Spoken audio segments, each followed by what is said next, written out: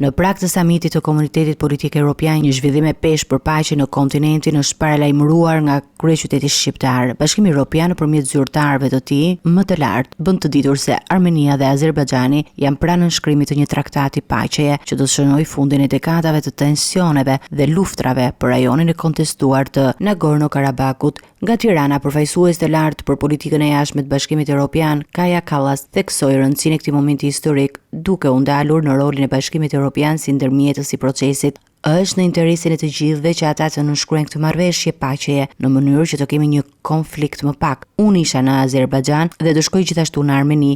Është e rëndësishme të ulen tensionet në këtë rajon. Presidenti i Këshillit Evropian Antonio Costa bashkë me presidentin e Komisionit Ursula von der Leyen përshëndetën gjithashtu arritjet e marrëveshjes dhe përkushtimin e të dyja palëve. Unë dhe von der Leyen përgëzuam udhëheqësit e Armenisë dhe Azerbajxhanit për finalizimin e traktatit të paqes. Ky është një hap i madh përpara, mezi presim në shkrimin e tij sa më shpejt. Bashkimi Evropian është i gatshëm të investojë në ndërlidhjet rajonale dhe të afrojë më shumë të gjitha rajonet me njëra tjetrën dhe në bashkimin ton, shkroi Costa në rrjetet sociale. Marrëdhëniet midis Armenisë dhe Azerbajxhanit kanë qenë prej dekadash të tensionuara për shkak të rajonit të Nagorno-Karabakut.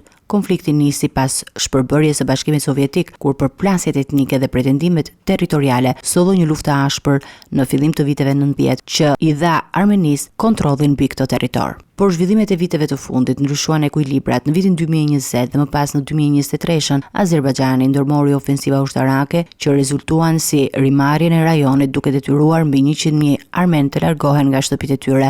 Në këtë sfond të tensionuar, kjo marrëveshje paqeje mes dy vendeve do të shënonte një pikë these për të gjithë rajonin e Kaukazit, por edhe për Europën, e cila ka investuar politikisht dhe ekonomikisht në stabilitetin e kufive lindor. Pritet që traktati të firmoset zyrtarisht në javët në vijim me mbështetjen e drejtpërdrejtë të Bashkimit Evropian si garant i zbatimit të tij.